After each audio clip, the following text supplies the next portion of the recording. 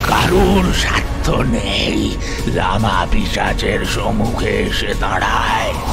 আমার প্রভুর আজ্ঞায় জমিদার বংশে পাতি দেওয়ার মতো কাউকে রাখবো না আমি। ছিন্ন ভিন্ন করে তাদের রক্ত পান করবো আজ।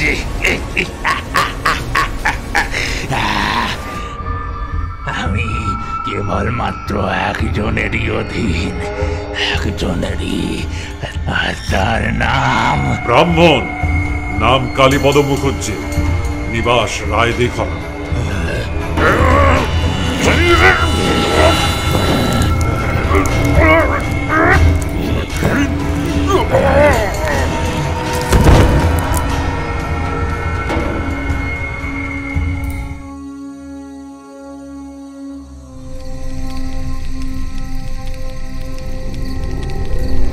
লামা লামা লামা লামা লামা লামা লামা লামা।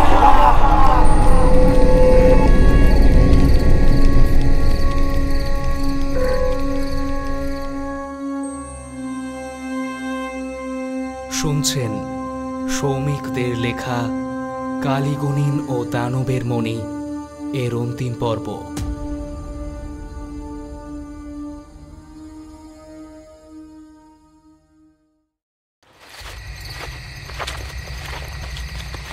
শিবশঙ্করকে সাক্ষাৎ মৃত্যুর হাত থেকে রক্ষা করে সনাতনের গৃহের পানে চলছিল কালীপদ।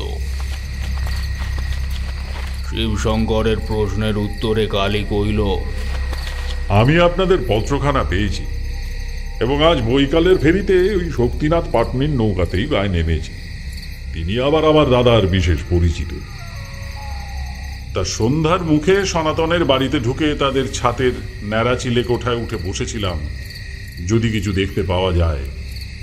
আর তখনই দেখলুম আপনি বেরিয়ে যাচ্ছেন, আর আপনার পেছনে পেছনে কি যেন একটা আচ্ছা কালো ছায়া ভেসে ভেসে চলেছে। জহুরিকে তো চহর চেনাতে হয় না। আমি ঠিকই বুঝেছিলাম যে ওই ছায়াখানি কায়া হতে অধিক সময় নেবে না। তাই ক্ষিপ্রবেগে ছাতের থেকে নেমে আপনাদের পিছু পিছু চলতে চলতে বাম দিকে ঘেঁষে কষার বনে ঢুকে পড়ি, যেখানে আপনি লুকোলেন একটু পরেই। বাকিটা তো আপনার সামনেই ঘটেছে।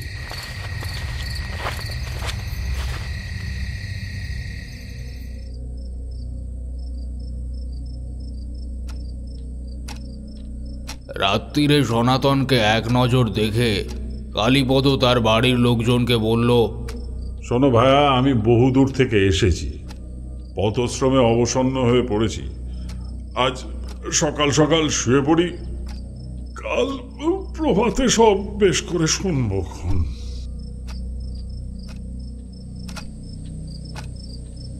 গৃহস্থের বাড়ির সব কাজ সম্পন্ন হলে পর ধীরে ধীরে বাড়ি নিঝুম হয়ে গেল।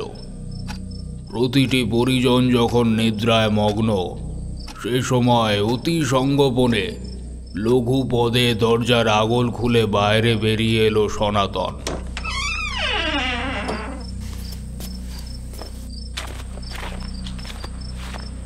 অন্ধকারে দ্রুত বেগে পথ চলতে চলতে পৌঁছে গেল পটুয়া পাড়ার কাছাকাছি। সেইখানে আধারে মাখা নিস্তব্ধ কারখানাগুলির অলিগলির মধ্যে হারিয়ে গেল সে।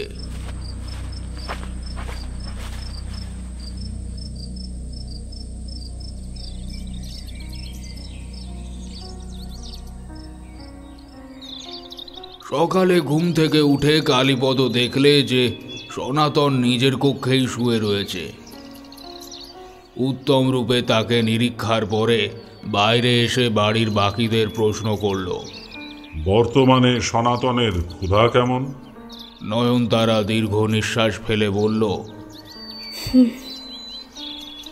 কোথায় আর খাওয়া ঠাকুর। উনি সারাদিন কখনোই 2 চামচ গরম দুধ আর কখনোই এতটুকু রুটি দাঁতে কাটেন। এমন চললে শরীর যে আর বয় না ঠাকুর। তার উপর শক্তি খুঁড়ো বলে গিয়েছেন যাতে অলক্ষণে বিড়ালটা ওর আশেপাশেও না যায়। কিন্তু একটু আনমনা হলেই হতভাগা কোথা থেকে যে এসে হাজির হয় আর ওর দিকে চেয়ে কেমন বিশ্রীভাবে শব্দ করতে থাকে।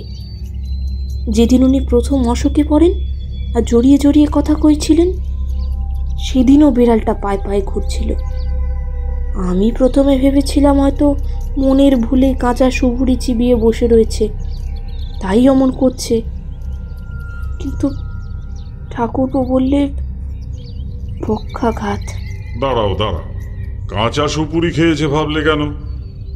আগে ঠাকুর, ওই কাঁচা সুপুরি চিবুলে জিভ আড়ষ্ট হয়ে থাকে তো অনেকক্ষণ, তাই আর কি। তখন তো বুঝিনি এ রোগ। নিরঞ্জন, আমি একবার সনাতনের কারখানাটা দেখতে চাই। চলেন না ঠাকুরমশাই, আমিও একটিবার সেখানে যাব। আজ ভাদ্রের সংক্রান্তি। প্রতি বছর আজকের তিথিতে কত ধুমধাম করে গায়ে কারখানায় বিশ্বকর্মা পুজো করতাম আমরা। এবছর ভয়ের কারণে সব বন্ধ হয়ে গেল। নিয়ম রক্ষার জন্য যদি কারখানায় গিয়ে দেবতাকে আজ 2টো ফুল আর জল দিই, ক্ষতি তো কিছুই নেই।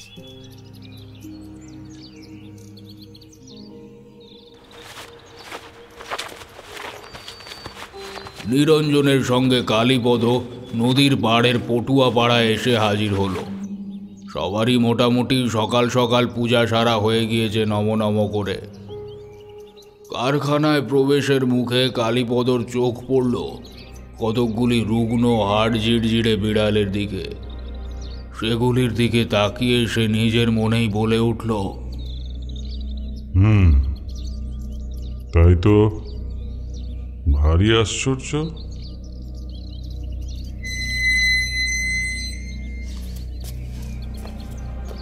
সনাতনের স্টুডিওতে প্রবেশ করে কালীপদ সত্যিই বিস্মিত হয়ে গেল। সনাতনের হাতের অসাধারণ জাদু প্রতিটি বিগ্রহের মধ্যে বিদ্যমান। অদ্ভুত সুন্দর তার গঠনশৈলী, অপূর্ব তাদের সজ্জা, আর ততখানি সুন্দর কারখানার পরিচ্ছন্নতা। নিরঞ্জন ভাইয়েরই তৈরি একখানি প্রতিমাকে ফুল বাতাসা দিয়ে কালীপদকে ঘুরিয়ে ঘুরিয়ে চতুর্দিক দেখাতে লাগলো। গড়পড়তা 8-10টা প্রতিমা গড়ার শিল্পগৃহের চেয়ে সনাতনের কারখানা অনেক সুসজ্জিত এবং রুচি সম্পন্ন। মূল্যবান বিলিতি রঙের কৌটা, বিদ্যুৎ পাখা, আসবাবপত্র, শিল্পকার্যে ব্যবহৃত সরঞ্জামগুলি যেমন হাতুড়ি, ছেনি, বুরুশ, চিমটা, বিচুলি কাটা বঁটি, মায়ের তেপায়ার আস্তরণটি অবধি ঝকঝকে পেতলের তৈরি। একপাশে একটি বাটিতে নারিকেলের তেল, তেল রং, ঝাড়ন, কাপড়ের টুকরো প্রভৃতি পরিপাটি সাজানো রয়েছে। কালীপদর নজর পড়ল মেঝেতে ডাঁই করে রাখা রাংতা আর পোশাকগুলির দিকে। সম্ভবত এগুলো দিয়েই ঠাকুরের বসন নির্মাণের কাজ চলছিল। এদিক ওদিক চেয়ে কালীপদ নিচু হয়ে একখানি ছুঁচ তুলে নিল হাতে, তাতে সুতা পরানো। চিন্তিত মুখে কালী বলল, বুঝলে হে নিরঞ্জন, যে মানুষটা এতখানি শৌখিন, এত গুছনো, সেই মানুষটার স্টুডিওতে যখন এ বস্তুগুলো এভাবে ছড়িয়ে এলোমেলোভাবে পড়ে রয়েছে, তখন নিশ্চিত রূপে এই কাজ করবার সময় প্রথম মেজকুমারের শরীর অসুস্থ হয়। এই বলে হাতের ছুঁচ সুতাটির দিকে তাকিয়ে চাপা স্বরে বলল, কিংবা আমি যা আশঙ্কা করছি তাই হয়েছে।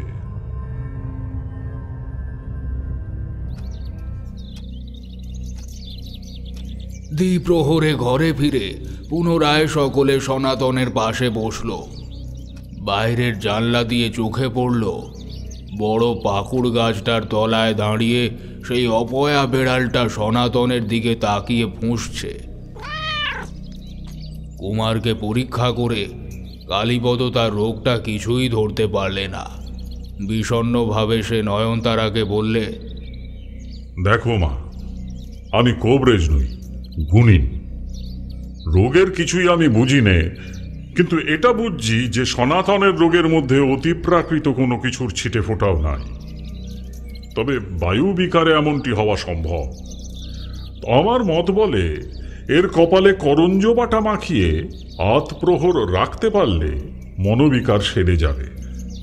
কিন্তু তা করতে গেলে আবার কপালে ভীষণ জ্বলুনি হয় বলে রোগীর আবারও ছটফট করে। এখন তুমি যদি আতপ্রহরের জন্য এর হাত দুটি বেঁধে রাখতে পারো, তবে আমি জড়িবুটি তৈরি করতে বসি। কেতুপাল দাদার হাত বেঁধে দিল।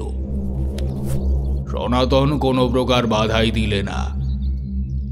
এইবার কালীপদ জানলা দিয়ে করঞ্জ বাটার পুরোটাই ফেলে দিয়ে ঝোলা থেকে বার করলো এক খণ্ড অস্থি, একখানা নেবু আর সিঁদুর পাত্র।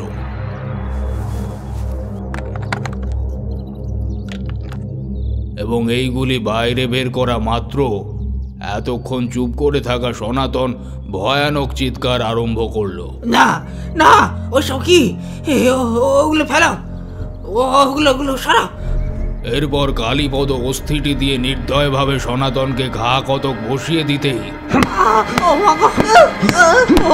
সে নেতিয়ে পড়ল।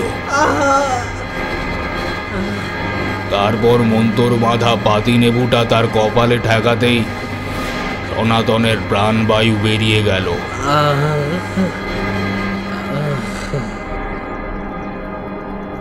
বাড়ির প্রত্যেকে একযোগে হায় হায় করে কেঁদে উঠল। নয়নতারা ডুকরে উঠে বলল, ঠাকুর মশাই, এ কি সর্বনাশ হলো! মরে গেল, মরে গেল ঠাকুর মশাই। আপনি এটা কি করলেন? আপনি কি করলেন ঠাকুর মশাই? আপনি আমারে জবাব দিন, আপনি এটা কি করলেন, কেন করলেন? ওসে মরে গেল, এবার কি হবে? কি হয়ে গেল? কালীপদ মৃতদেহের স্থানে স্থানে কয়েকটি সুতা বেঁধে দিয়ে কক্ষের বাইরে এসে দাওয়ায় বসে কইল, সনাতনের দেহটাকে মেরেছি বটে, তবে তার ভেতরের জীবাত্মাটি তোমার স্বামীর ছিল না। সনাতন আগেই দেহ ছেড়ে গিয়েছে। তোমার স্বামীর শরীরে কেউ একখানা মৃত বেড়ালের প্রেতাত্মাকে প্রতিস্থাপন করে রেখেছিল। পুণ্যবর্ষ নামক একরকম তন্ত্রবিধি রয়েছে, যার দ্বারা আত্মার প্রতিস্থাপন করা যায়। এর জন্য যার শরীরে প্রবেশ করতে হবে, তার দেহে নিজের মুখের লালা প্রবেশ করাতে হয় বলে শুনেছি। আমি কালকে রাত্রিরে হঠাৎ দেখি সনাতন পা টিপে টিপে বাইরে বেরোচ্ছে। তাই দেখে আমি ঘুমের ভান করে পড়েছিলাম এবং পর মুহূর্তেই বেরিয়ে পটুয়া পাড়া অব্দি ওর পিছু ধরি। দেখি ওই আধারেও তার চলাফেরা ভীষণ সাবলীল, আর তার চোখ দুটো যেন বেড়ালের মতোই চলছে। কিছু সময়ের মধ্যেই সনাতন কি যেন চেবাতে চেবাতে পরিতৃপ্ত মুখে বেরিয়ে এসে বাড়ির দিকে যাত্রা করে।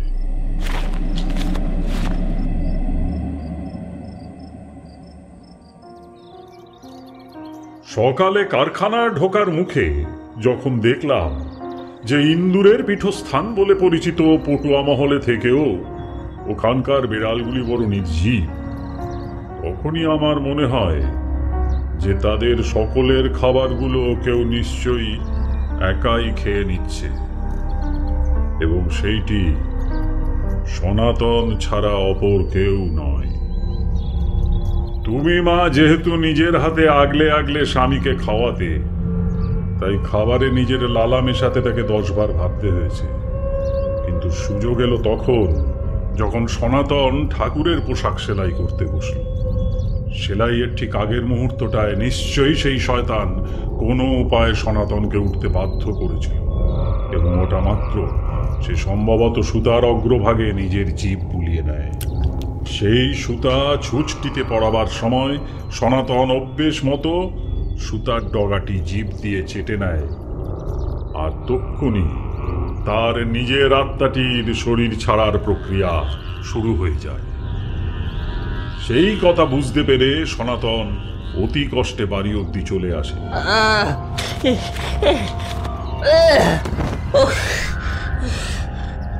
এবং সেই অমূল্য রত্নের হদিশ দিয়ে যায় সকলকে।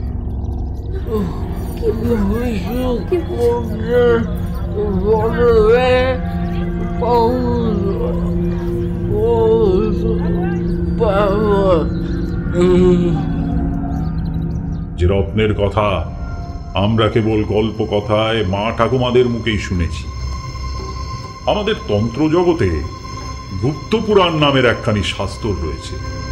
পৌরাণিক যুগে ঘটা বিভিন্ন অলৌকিক ঘটনার যথাযথ কার্যকারণ দেয়া রয়েছে তাতে। তা সেই গুপ্ত পুরাণ বলছে, বহু সহস্র বৎসর পূর্বে দানবকুলের শ্রেষ্ঠ দানবের নাম ছিল ময়। এই ময় দানব ছিল দশানন রাবণের শ্বশুর অর্থাৎ রানী মন্দোদরীর পিতা।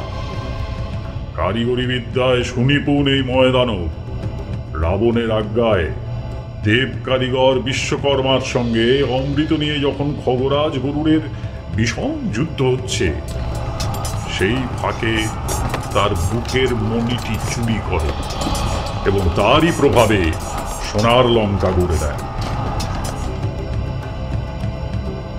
মণিটি নিজের হাতে গড়া হলেও এর ক্ষমতা বুঝে বিশ্বকর্মা একে লুকিয়ে রাখেন নিজের বুকে। এই মণিটি হলো আমাদের যুগে যুগে গল্প শোনা পরশমণি, যার ছোঁয়াতে লোহা সোনায় পরিণত হয়। এটি একটি অদৃশ্য বস্তু, কেবল স্পর্শ করে বোঝা যায়। বিশ্বকর্মা যখনই টের পান এই চৌর্যবৃত্তির কথা, তৎক্ষণাৎ তিনি ময়দানবকে আক্রমণ করেন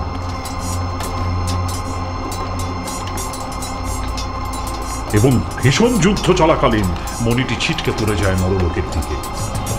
সামান্য সময় পরেই সে কথা লক্ষ্য করা মাত্র বিশ্বকর্মা এবং ময় দুজনেই হাত তুলে মণিটির উদ্দেশ্যে বলেন, তিষ্ঠ! মণি পৃথিবীতে পড়ার সামান্য আগেই অন্তরিক্ষে স্থির হয়ে যায়। অদৃশ্য হওয়ার কারণেই বহু সন্ধানেও আর দেব দানব তার হদিশ পায়নি। এইবারে আমি বাকিটা বলছি পুরোটাই আমার অনুমানের ভিত্তিতে, কিন্তু নিছক দায় সারা অনুমান নয়। তোমাদের মুখেই শুনলাম যে একবার এক গোরা সাহেবের বেলুন নাকি কিসে ধাক্কা খেয়ে ছিদ্র হয়ে পড়ে গিয়েছিল এবং সনাতন সেই বেলুনখানা চেয়ে নেয়, খেয়াল বসে। সম্ভবত ওই বেলুনখানার মধ্যেই আটকে ছিল সেই 7 রাজার ধন মণি, যেটির সন্ধান সনাতন পেয়েছিল। প্রথমে অদৃশ্য কোনো বস্তু হাতে ঠেকায় সে ভয়ানক আশ্চর্য হয় এবং ঘুরিয়ে ফিরিয়ে দেখতে দেখতে সেটিকে লোহার পায়ার ওপরে রাখে। তৎক্ষণাৎ সেটি সুবর্ণে পরিণত হয়। এরপর পাগলের মতো সে যত লোহার সরঞ্জাম হাতের সামনে পায় তাতেই পাথরের গুণ পরীক্ষা করতে থাকে। কারখানায় ঢুকে আমার এইটাই খটকা লাগে। হাতুড়ি, ছেনি এইসব পেতলের হয় তা মানা যায়, কিন্তু গোটা বাংলা প্রদেশে পেতলের বটি আমি কোশপিন কালেও শুনিনি, কারণ তাতে তো ধার থাকে না। তাছাড়াও কারখানার এক কোনায় নারিকেল তেলের বাটি এবং জং ধরা একখানা কাপড়ের টুকরো ছিল। অর্থাৎ কিছুদিন আগে অবধি নিশ্চয়ই সনাতনের যন্ত্রপাতিগুলি লোহার ছিল, সেগুলিকে ওই কাপড় দিয়েই পরিষ্কার করা হতো। সবচাইতে বড় কথা, সনাতন অসুস্থতার সময় সেই মানুষটিকে বিষকন্যা কেন বলল, যাকে তোমরাও বিষকন্যা বললে সে নিজেই ক্ষেপে উঠত। তোমরা ভুলে গিয়েছ, কিন্তু আমি ভুলিনি যে ওই সময় সনাতনের পক্ষাঘাতের লক্ষণ দেখা দিয়েছিল। এই রোগের প্রথম লক্ষণটি হলো জীবের আড়ষ্টতা। আমি একখানি কাঁচা সুপুরি নিজের মুখে চিবিয়ে তারপর বিভিন্নভাবে ওর বলা কথাগুলো বিড়বিড় করে দেখলাম। সনাতন তোমাদের বেঁকে যাওয়া বিকৃত জীব নিয়ে বিষকন্যার বরমে পৌষ পার্বণ বলেনি বাবা সকল, বলতে চেয়েছিল বিশ্বকর্মার বর্মে পরশ পাথর। কারখানায় গিয়ে আমি দেখলাম বিশ্বকর্মার বিগ্রহে যে ঝুটা রত্নখচিত বক্ষত্রাণটি লাগানো রয়েছে তার মধ্যস্থলের একটি রত্নের জায়গা ফাঁকা। সনাতনের মতন নিখুঁত শিল্পীর পক্ষে এমন ছেলে মানুষই ভ্রান্তি তো খাপ খায় না।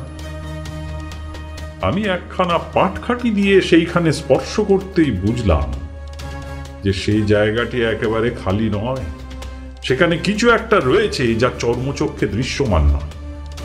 আমি একটা ঝাড়নে করে সেটাকে টান দিতেই খুলে এলো। তারপর সেটিকে নিয়ে দেওয়ালের একটি কিলকে ছোঁয়ানো মাত্রই সেটি কাঁচা সোনার রং ধারণ করল। তারপর করলাম আরেকটি পরীক্ষা, যেটি আমি নিজের আগ্রহের বশেই করেছি, এর ক্ষমতা যাচাইয়ের জন্য। কারখানার সেই মরিচা পরিষ্কারের কাপড় খণ্ডে অতি সূক্ষ্ম লোহার গুঁড়ো লেগেছিল। আমি পাথরখানা তাতে ঠেকানো মাত্রই দেখলাম সেগুলো সোনা হয়ে গেল।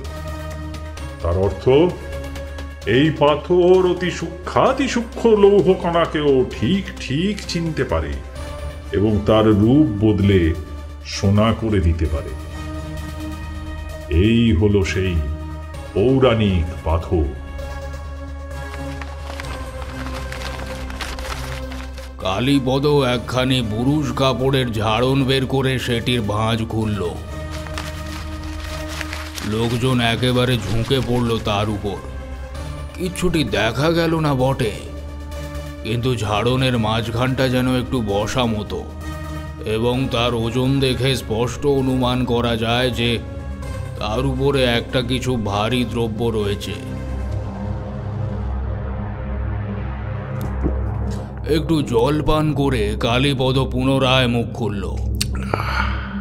আমি ছুটসুতাটি ওইভাবে পড়ে থাকতে দেখেই অনুমান করলুম যে সনাতনের উপর নির্ঘাত কুণ্ডকপশ্যের প্রয়োগ হয়েছে। তাই আমি করঞ্জের প্রলেপ দেবার ছিলায় তার হাত পা বেঁধে ফেলতে বলেছিলাম, নচেত সে আমাদের আছড়ে কামড়ে দিয়ে বড় বিব্রত করে তুলত।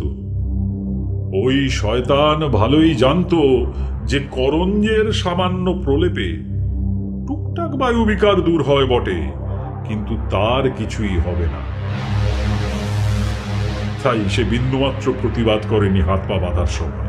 কিন্তু যখনই আমি অস্থি এবং নেবু বার করলুম, তখনই হতভাগা উপলব্ধি করল যে সে আমার ফাঁদে পা দিয়েছে। তবে সবচাইতে বড় কথা হলো এইসব কে করাচ্ছে, মূল চক্রীটিকে পিশাচ পাঠিয়ে নরহত্যা করত কে? অবশ্যই কেউ একজন রয়েছে, এবং সে বিলক্ষণ মহাশক্তিধর। আমার দাদার বন্ধু শক্তিপদ পাটনি আমাকে বলছিল যে নদীর পশ্চিমের দিকের জঙ্গল ঘেঁষা টিলার ওপরে কোনো এক তান্ত্রিকের ডেরা পড়েছে মাসখানেক হলো। সেইখানে একবার দল বেঁধে যেতে হবে কালকেই। সে আক্রমণ করবার পূর্বেই আমাদের আক্রমণ করতে হবে। আমি সনাতনের মৃতদেহকে ৮ প্রহরের জন্য বেঁধে রেখেছি। এই সময়ের মধ্যে সনাতনের আত্মাকে তার দেহে প্রবিষ্ট না করাতে পারলে সব বৃথা, সে আর বাঁচবে না। এই কথাটা শুনে শুধু পাল বাড়ির সদস্যরাই নয়, গোটা গ্রামের মানুষরা হতভম্ব হয়ে গেল। শুধলো, তবে কি বাবা ঠাকুর মেজ কুমার বেঁচে রয়েছে এখনো? কুণ্ডক পশ্যের মাধ্যমে মানুষকে বধ করা হয় না, জীবাত্মার দেহান্তর ঘটে মাত্র। এখনো সে বেঁচে রয়েছে।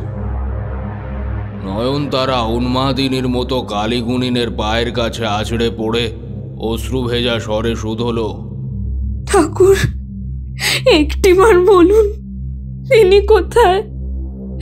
কোথায় তিনি?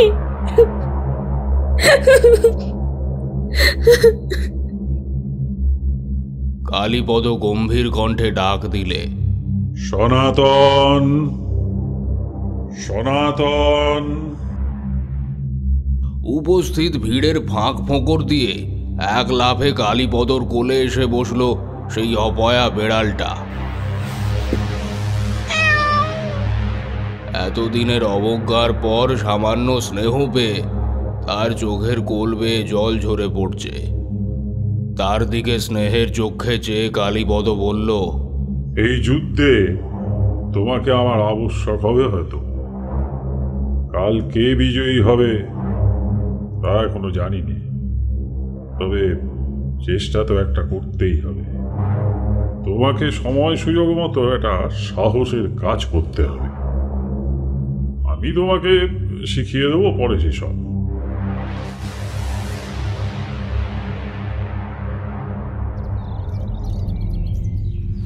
পরদিন কারখানার সব কয়টি লোক একেবারে সকাল সকাল ঠাকুরের দধিকর্মা ভোগ সেরে পূজা দিয়ে দলবল নিয়ে কালীপদর সাথে রওয়ানা হলো পশ্চিমের জঙ্গলের টিলার দিকে। টিলায় উঠতে উঠতে সকলে ভীষণ অবাক হয়ে দেখতে লাগলো যে গাছে গাছে নরমুণ্ড ঝুলছে, স্থানে স্থানে পশু পাখির অস্থি ছড়িয়ে রয়েছে, কোনো কোনো বৃক্ষের গায়ে রক্তবর্ণ সুতার প্যাঁচ দেওয়া রয়েছে। এমনকি এই এতখানি বড় পাহাড়ের মতো টিলাটায় একটা পাখি অবধি চোখে পড়ছে না। কালীপদ সেসব লক্ষণগুলির দিকে নজর করে ভ্রু কুঞ্চিত করে পথ চলছিল। সে নিজেই একজন অঘরী তান্ত্রিকের শিষ্য হওয়ার সুবাদে ভালোই বুঝতে পারছিল যে টিলার উপরে যে শয়তান তাদের সামনে পড়তে চলেছে সে নিজেও একজন ভীষণ শক্তিশালী অঘরী। তার সঙ্গে সমানে সমানে পাল্লা নেওয়ার ক্ষমতা কালীপদর আদৌ রয়েছে কিনা তা সে নিজেই জানে না। যদি শয়তানটা বিজয়ী হয় তবে এতগুলি মানুষকে সে কখনোই ছাড়বে না। দুশ্চিন্তায় পথ চলতে লাগলো কালী। একদম চূড়ার সামান্য আগে একটা বিশাল বিবর। সেই অবধি পৌঁছে সকলে চমকে উঠল। গুহার সম্মুখে জোড়াসনে বসে রয়েছে এক ভয়াল দর্শন কাপালিক। তার হাতে একখানি রক্তবর্ণ গাছের শাখার টুকরো, সেটির ডগায় একখানি জ্যান্ত চড়াই পাখি এবং গোড়ার দিকে একটি ক্ষুদ্র হাড়ের খণ্ড বাঁধা আছে। সেটির দিকে তাকিয়ে কালীপদর বুক ধড়াস করে উঠল।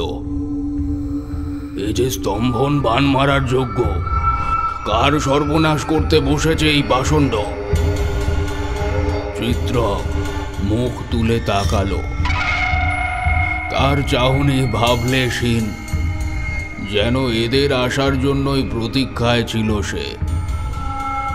একটু শ্লেষের সঙ্গে হেসে কালীর উদ্দেশ্যে মুখ খুলল চিত্রক।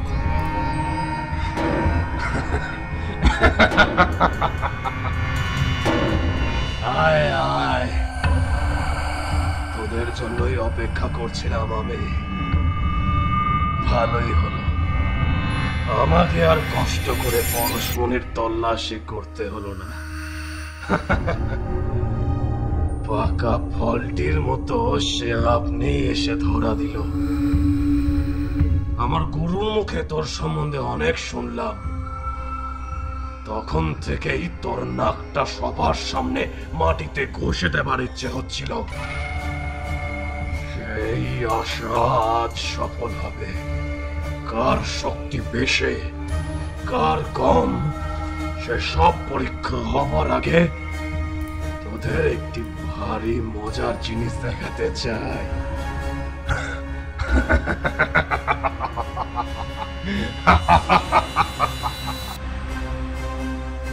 এই অবধি বলে চিত্রক একখানি খড়ের চালা দুই হাতে সরিয়ে দিল এবং দেখা গেল তার পিছনে একজন দশাশই চেহারার মানুষ ঘোর লাগা অবস্থায় ঝিমিয়ে বসে রয়েছে। সঠিকভাবে বলতে গেলে বলতে হয় তাকে মন্ত্র বলে নিস্তেজ করে রাখা হয়েছে।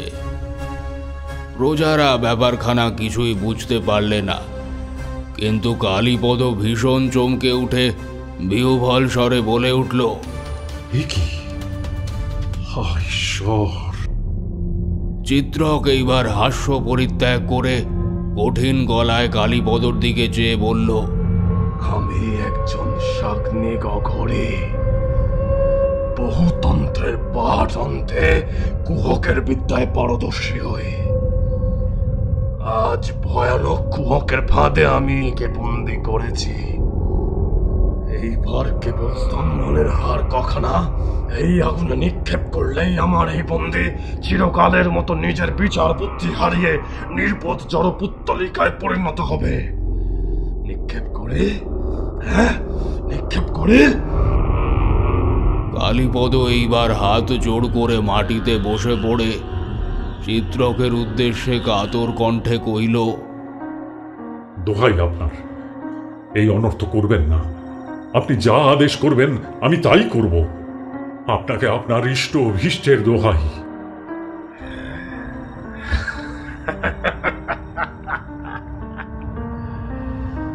আমার ইষ্ট কেউ নাই, তবে অভীষ্টে রয়েছে।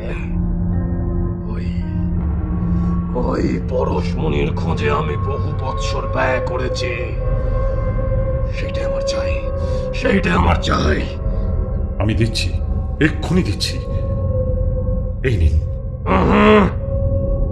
এইভাবে নয়, একখানা গাছের পাতায় মুড়ে ওই সামনেটায় রাখ। তুই কি ভেবেছিস আমি জানি না ওই মনি অদৃশ্য? ছুড়ে দিলে আর খুঁজে পাবো না। কালীপদ একখানা বড় বটপত্রের উপরে মণিখানা রেখে তা বটের বেদিতে স্থাপন করল। বটপাতার অবস্থিতি দেখেই বোঝা যাচ্ছে যে তার উপরে কিছু একটা রাখা আছে। লোভে চিত্রকের চক্ষু চকচক করে ঝিকিয়ে উঠল। সে মনির দিকে 2 পা এগিয়ে এসেছে। এমন সময় কাপালিককে কেউ আর কোনো বাধা দিতে পারবে না বুঝে নিয়ে নিষ্ফল আক্রোশে বেড়াল রূপী সনাতন তার উপর ঝাঁপিয়ে পড়ে ডান হাতের তালু আঁচড়ে কামড়ে ঝুলে পড়ল। আচমকা আক্রমণে চমকে উঠলেও পর মুহূর্তেই চিত্রক ভয়ানক গর্জন করে সজোরে দিল এক ঝাড়া। বেড়াল 20 হাত দূরে ছিটকে পড়ে চেতনা হারালো। এদিকে চোখের সামনে এতদিনের কাঙ্ক্ষিত বস্তুর দেখা পেয়ে চিত্রক হাতের বেদনা অগ্রাহ্য করে পাতাটির ওপর ঝুঁকে ওই দিব্য তেজা মণিটি হাতে তুলে নিয়ে আকাশ বিদারী অট্টহাসি হেসে উঠল।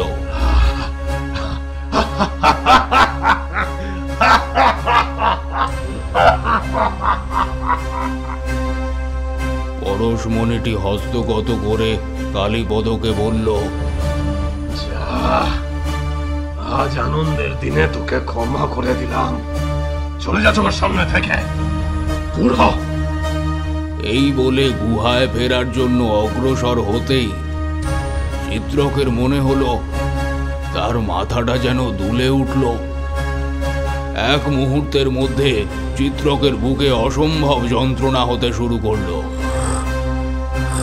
মাথার শিরা ধমনীগুলি যেন ফেটে যেতে চাইছে, নিঃশ্বাস স্তব্ধ হয়ে আসছে।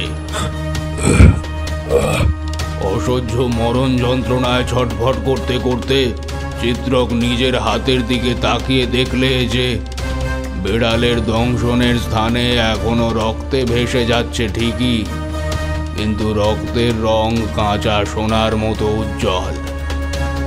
পরশ পাথরের গুণে ধীরে ধীরে চিত্রকের শরীরের রক্তে উপস্থিত সমস্ত লৌহ কণিকা সোনায় পরিণত হয়ে তার হৃদযন্ত্রের ক্রিয়া রোধ করে দিল।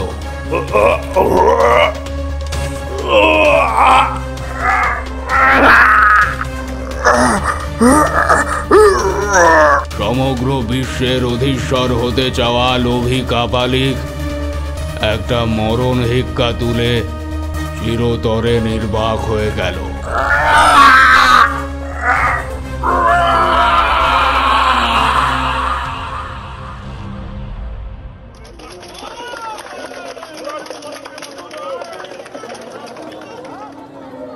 কালীপদর অনুরোধে সে ব্যতীত বাকি প্রত্যেকে গায়ে নেমে গেল। সনাতন নিজের দেহ ফিরে পেয়েছে। সকলে মিলে মহা আনন্দে চিৎকার করতে করতে পূজার বিসর্জনে মেতে উঠল। তারা যখন হৈ হৈ করে নদীর ঘাটে প্রতিমা বিসর্জন দিচ্ছে, তখন দুইজন টিলার উপরে নীরবে দাঁড়িয়ে সেই দৃশ্য প্রত্যক্ষ করছিল কালীপদ এবং সেই বন্দী। কালীপদর চোখে জল। অপরজন স্নেহার্দ্র স্বরে বললেন, কালীপদ, আমার যাবার সময় যে আসন্ন, ওই দেখো আমার বিগ্রহের বিসর্জন হয়ে গিয়েছে। তোমাকে আমি কোনোদিন বলবো না কালীপদ, তোমার জন্যই আমি আমার মণি ফেরত পেয়েছি। এইবার তবে বিদায় দাও। তুমি বিদায় না দিলে আমি যে যেতে পারছি না। কালীপদ কাঁদছিল। দেব কারিগর শিল্পাচার্য বিশ্বকর্মার কথায় সম্বিত ফিরে পেয়ে চোখের কোল থেকে জলটুকু মুছে নিয়ে হাত জোড় করে কইল, কচ্ছ কচ্ছ কচ্ছ।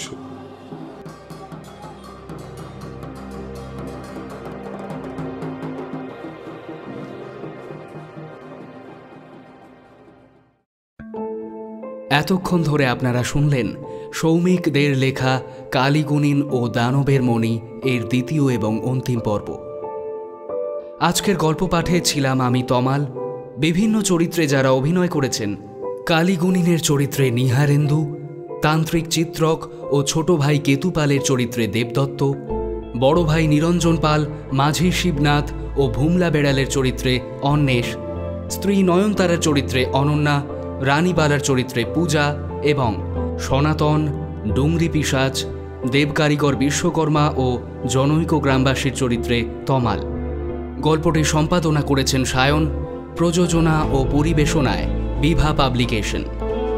আগের পর্বের শেষে যারা ঘোষণাটি মিস করে গেছেন তাদের জন্য আরেকবার বলি, বিভা পাবলিকেশনে শুরু হয়েছে আপনাদের প্রিয় লেখকদের বেশ কিছু বইয়ের প্রি বুকিং। সায়ন্তনী পুততুণ্ডর এড়ানো যায় না, অভিক মুখার্জির মৌন মগধে, অনিরুদ্ধ সাউয়ের মায়াবী মারিচ, ত্রিজিৎ করের ঝুমনি এবং অঙ্কুর বরের রঙ্কিনী। রোমাঞ্চকর এইসব বইগুলির সাহিত্য রস উপভোগ করতে চাইলে এক্ষুনি প্রিবুক করুন আর পেয়ে যান লেখকের সাইন কপি সহ আকর্ষণীয় ছাড়। আপনারা চাইলে এই বইগুলির স্যাম্পল রিড করতে পারেন। সেক্ষেত্রে আমাদের মেল করতে হবে। মেল আইডি পাবেন ডেসক্রিপশন বক্সে। বিশদে জানতে চোখ রাখুন বিভা ক্যাফের কমিউনিটি পোস্টে। এবারে আসি একটি অন্য বিষয়ে। প্রথম পর্বের পিন্ড কমেন্টে আমাদের শ্রোতা বন্ধুদের একটি প্রশ্ন করা হয়েছিল, খুঁজে বার করতে বলা হয়েছিল একটি ভৌতিক ভুল। আমাদের অনেক মনোযোগী শ্রোতা বন্ধুরাই দিয়েছেন সঠিক উত্তর। ইনফ্যাক্ট দেবতা আর দানব নিয়ে অনেক কনফিউশন তৈরি হয়ে গিয়েছিল কমেন্ট বক্স জুড়ে। এনিওয়ে, আমরা সঠিক উত্তরদাতাদের মধ্যে যাকে বেছে নিয়েছি তিনি হলেন হীরক রায়। হীরক বাবু, আপনার জন্য অনেক অনেক শুভকামনা। নিয়মিত শ্রোতারা তো পাশে আছেনই, যারা নতুন শুনছেন বিভা ক্যাফের গল্প তাদের অনুরোধ করব আপনারা ভবিষ্যতে এমনই বিভিন্ন স্বাদের গল্প শুনতে সাবস্ক্রাইব করুন আমাদের চ্যানেলটি। আর অবশ্যই আপনাদের ভালো লাগা খারাপ লাগা আমাদের জানান এই গল্পের কমেন্ট সেকশনে। বিভা ক্যাফের তরফ থেকে আরও একবার সকলের জন্য দীপাবলির অনেক শুভেচ্ছা। ভালো থাকবেন, সাহিত্যে থাকবেন। শুভরাত্রি।